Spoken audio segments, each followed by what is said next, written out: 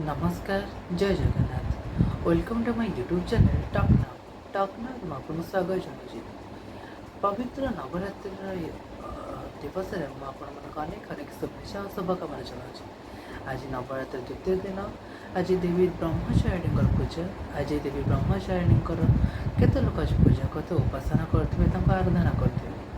मुझे माँ का पाखे ये प्रार्थना कर से घंट घोड़े रखु आपण इच्छा पूर्ण हो। तेरे इच्छा पूर्ण कथार मन पड़ा इच्छा तो परिश्रम मिले कर्म मिले उचित कर्म प्राप्त हुए। इच्छा उचित कर्म कले इच्छा भी उचित भाव में प्राप्त हो। तो चलतु आज आम वीडियो आरंभ करवा। आम टॉपिक थी संस्कार। संस्कार ये शब्दटा आपने बहुत शुणी बहुत थर मैं छोट बड़े आप शुणी आसवे भल संस्कार क्या निहाती दरकार। संस्कार ही गोटे मनुष्य व्यक्तित्व को दर्शाए।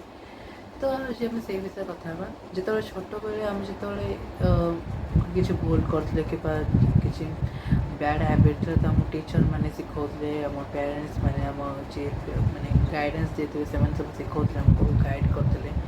किंतु जो धीरे धीरे बड़ हबार लगे धीरे धीरे निज जीवन कर्म जेकोसी गोटे कर्म कराया लगे बयस अतिक्रम करगला से आम बैड हैबिट को आउट अधिक आपणे चेष्टा आपणे नेले एवं निज लैंग्वेज निज कथा कह शैली निज बिहेव निजर माने एटीट्यूड गोटे अलग प्रकार गोटे झलक माने आनिले जोटा कि यहाँ आग ये ठीक नुह ये जेड जेनेरेशन में सब किसी चलती जोटा कि आगे भी ठीक कथा नुह। निजर संस्कार सबकि संस्कार माने संस्कार एमती गोटे जिन जोटि आप फैमिली को भी दर्शा आप जिते भी माने गोटे नॉर्मल फैमिली भी आप आसता ना कहीं जब आप संस्कार बहुत भल तो आप भी आप समस्त हृदय मैंने रहीपर।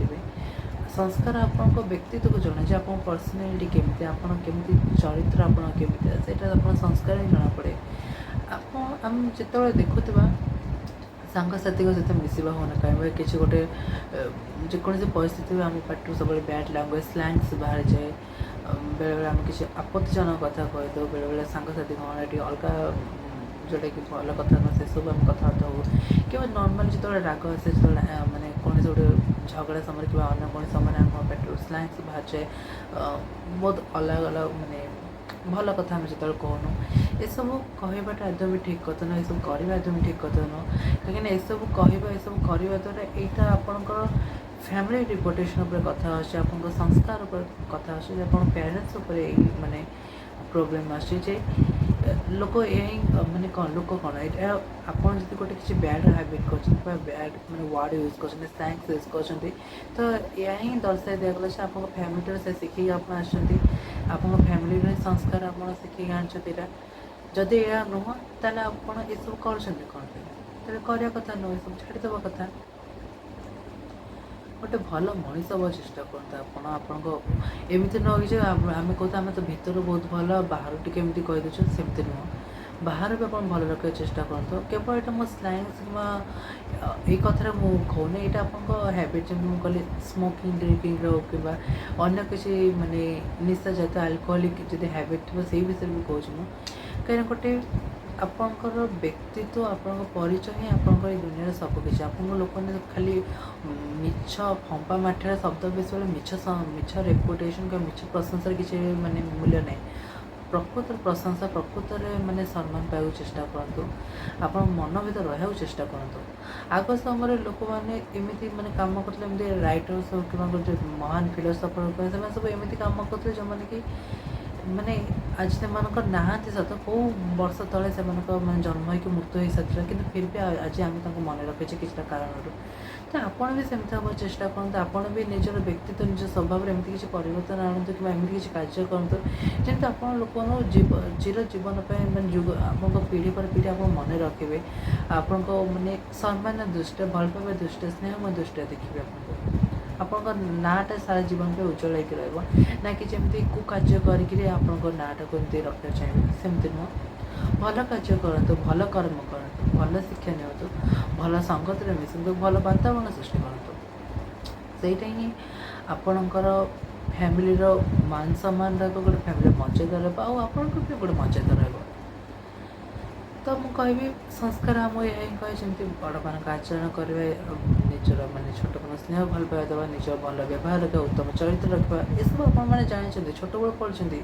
ବାସ୍ ଦରକାର ତାକୁ କାର୍ଯ୍ୟରେ ଲଗାଇବା ପାଇଁ। ଆପଣ ଯେଉଁଟା ପଢ଼ିକି ଆସିଛନ୍ତି, ଯେଉଁଟାକୁ ଆପଣ ଜାଣିଛନ୍ତି, ସେଇଟାକୁ ଆପଣ ନିତିଦିନ କାର୍ଯ୍ୟରେ ବ୍ୟବହାର କରି ନିତିଦିନ କାର୍ଯ୍ୟରେ ଲଗାଇବା ଆରମ୍ଭ କରିଦିଅନ୍ତୁ। ସେଇଟା ହିଁ ବହୁତ ଭଲ ହେବ ଆପଣମାନଙ୍କ ପାଇଁ। ଗୋଟେ କଥା ସର୍ବଶେଷ ମନେ ରଖନ୍ତୁ, ସଂସ୍କାର ହିଁ ଜୀବନ ସବୁକିଛି। ସଂସ୍କାର ହିଁ ଜୀବନର ଆରମ୍ଭ, ସଂସ୍କାର ହିଁ ଶେଷ। ଆପଣଙ୍କ ପରିଚୟ ସଂସ୍କାରରୁ ହିଁ ଆରମ୍ଭ ହୁଏ, ସଂସ୍କାର ହିଁ ଶେଷ ହୁଏ। ଆପଣ ମଲା ପରେ ଆପଣଙ୍କ ନାଁଟା କେମିତି ମନେ ରଖନ୍ତି, କେମିତି ମାନେ ସମାଜ ଆପଣଙ୍କ ନାଁଟା ମନେ ରଖେ, କେମିତି ଆପଣ ସାଙ୍ଗସାଥି କ'ଣ ମନେ ରଖିବେ, ସେଇଟା ଚିନ୍ତା କରନ୍ତୁ। ଆପଣ ଭାବୁଛନ୍ତି କି ହଁ ମଲା ପରେ କିଏ ପଚାରୁଛି, ସେମିତି ନୁହଁ। ଗୋଟେ ଯଦି ଆପଣ କିଛି କୁକାର୍ଯ୍ୟ କରୁଛନ୍ତି, ଯେମିତି ଆଜିକାଲି ଲୋକମାନେ କ୍ରାଇମ୍ କରି ଜେଲ୍ ଯାଉଛନ୍ତି, ସେମାନେ ଜେଲ୍ ଯାଉଛନ୍ତି କେବଳ ତାଙ୍କର ସେତିକିରେ ସୀମିତ ରହିଯାଉନି। ଯୁଗ ଯୁଗ ଧରି ତାଙ୍କ ପରିବାର ଏଇ କଳଙ୍କ ଲାଗିଯାଉଛି ଯେ ହଁ ସିଏ ତୁମ ପରିବାର କିଏ ଗୋଟେ ଜେଲ୍ ଯାଇଥିଲା, କିନ୍ତୁ ତୁମ ପରିବାର କିଛି ଗୋଟେ କୁକାର୍ଯ୍ୟ କରିଥିଲା, ଏମିତି ନା ମାନେ ଟ୍ୟାଗ୍ ଲାଇନ୍ଟା ଯୁଗ ଯୁଗ ଧରି ରହିଯାଉଛି।